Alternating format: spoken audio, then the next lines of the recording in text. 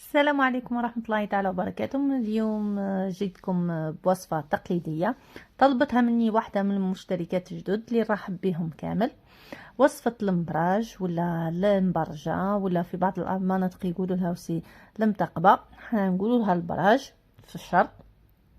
راح نشاركها معاكم، نشارك الوصفة تاع البراج اللي نعتمدها دايما وجامي ما بدلتها، ويجيكم براج ناجح وهايل، مقادير مضبوطة.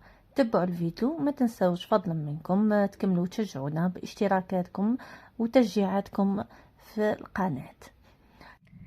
عندي هنا 3 كيلات ممسوحين تاع سميد متوسط، يكون شويه رايح للخشين.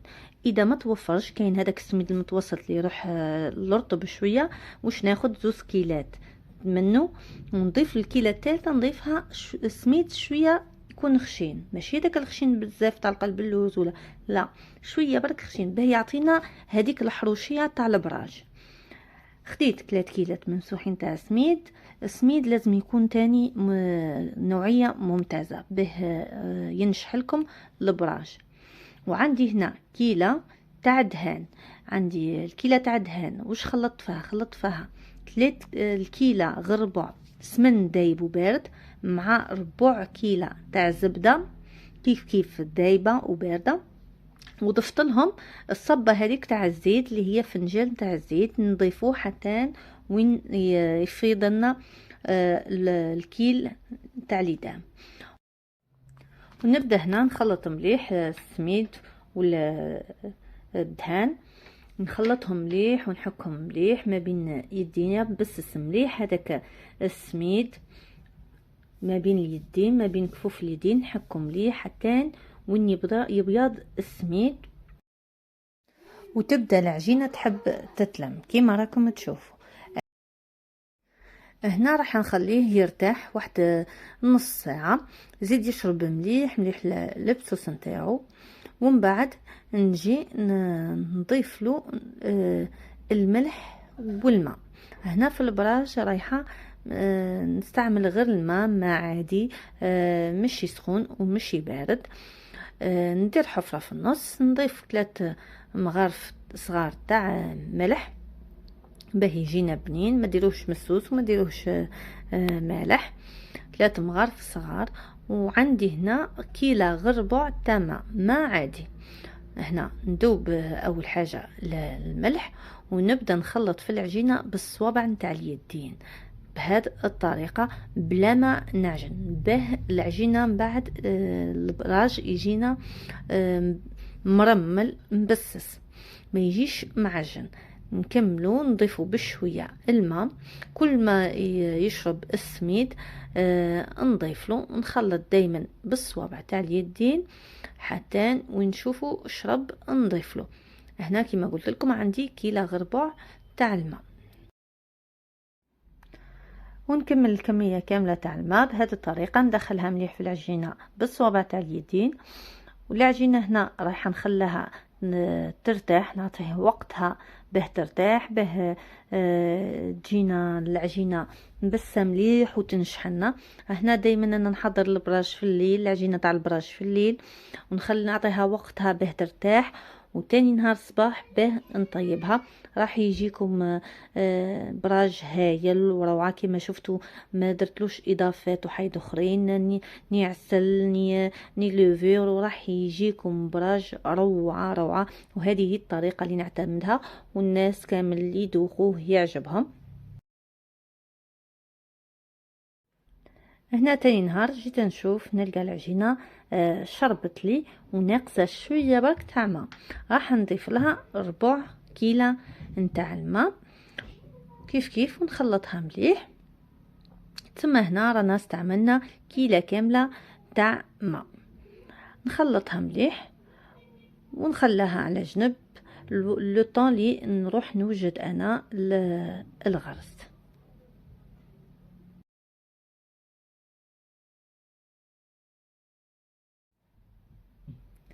هنا عندي كيلو تاع غرس كنت نقيته ديجا. هنا نستعمل دايما غرس تاع البنات بطانه. طريقه تاع التنقيه تاع الغرس بطانه راني درت لكم ديجا فيديو عليها. ضفت له هنايا زوز مغارف كبار تاع زبده ولا مرقانين، نعجنهم مليح مليح حتى وين تدخل مليح هذيك الزبده في الغرس. من بعد رايحه نضيف له شويه نتاع ما زهر، قيس فنجان تاع ما زهر. انا درت برك غير بيدي هنا باه يجيني طري. الغرس لازم يكون طري كيما الطراوه تاع العجينه، باه يمشيو كي نحطهم فوق بعضهم يمشيو كيف كيف. هنا غلفت الطابله بالغلاف البلاستيكي هذاك، وحكمت دهنته بشويه تاع الزيت باه تمشيني العجينه وتكون سهله. هنا نجيب من بعد العجينه، هنا تاخذوا العجينه تقسموها، توزنوها وتقسموها على زوز باه تجيكم قد بعضها. هنا عيني ميزانية انا قسمتها. هي من الافضل انه تكون العجينه اللي من تحت شويه زايده على العجينه اللي من الفوق. نطرحها على شكل مربع باه ما يخرجوليش الحاشيه بزاف هذيك ولي شوت. نديرها على شكل مربع ولا مستطيل، نغطيها بالغلاف ونبدا نطرحها. نعاون روحي بالقراص نطرحها. السمك تاعها ماشي رقيقه خلاص وماشي خشينه، باه نعاون شويه روحي بالقراص ونحاول انها تكون كامل سمك واحد باه تجيني الخدمه متقونه، تجيني الحبات تاع البراش كامل كيف كيف السمك تاعهم كامل كيف كيف. هنا بعد العجينه الاولى راني طرحتها، نحكم الغرس كيف كيف نطرحه حتى هو كيما على قيس العجينه الاولى، شويه ناقص عليها ما نوصلوش حتى للحاشيه باه ما يخرجناش، ونحاول نعدلو باه نوزعوه كامل على العجينه باه يجينا كامل سمك واحد. كيف كيف نروحو نحكمو الطبقه الثانيه تاع العجينه نطرحوها حتى هي، بصح راح تجيكم هي كي تعود مبسه العجينه صعيبه لا تحطوها في فوق الثانيه، تحطوها فوق الغرس راح تتقسم لكم.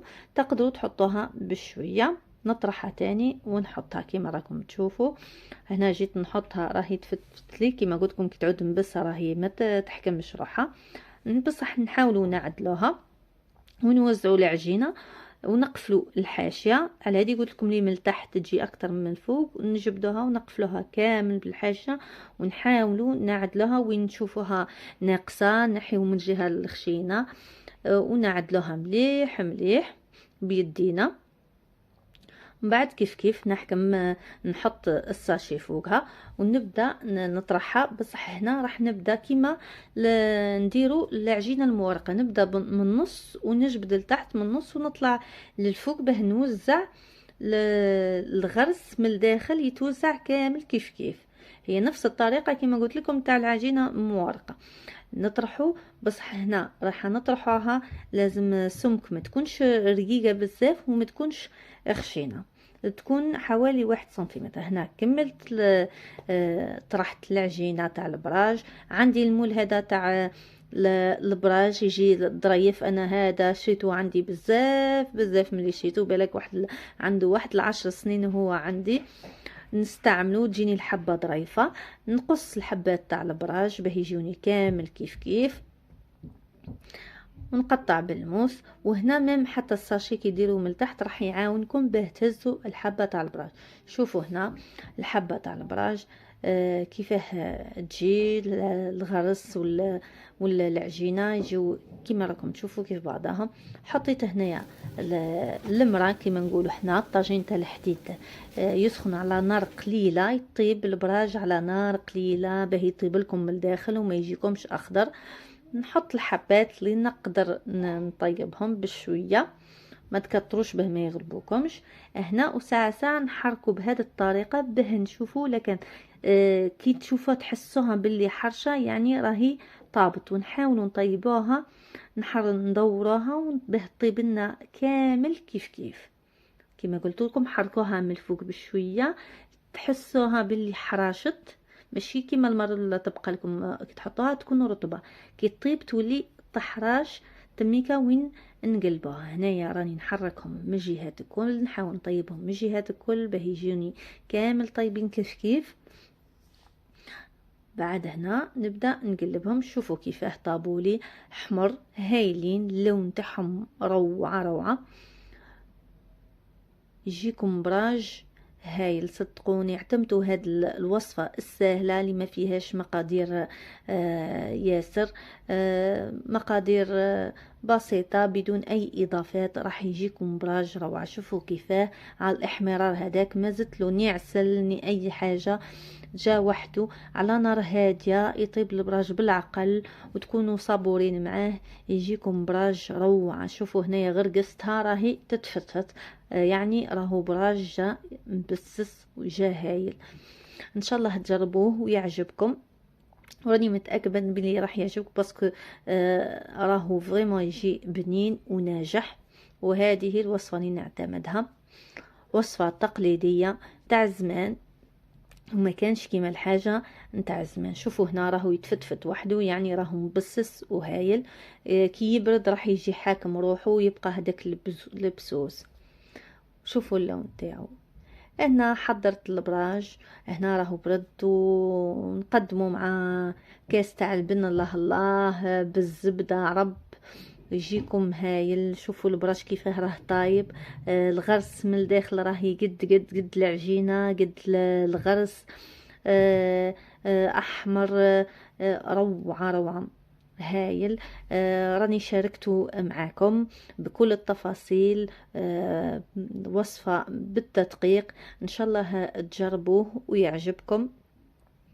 هنا الحبة راهي تجي ظريفة ما تجيش كبيرة ياسر.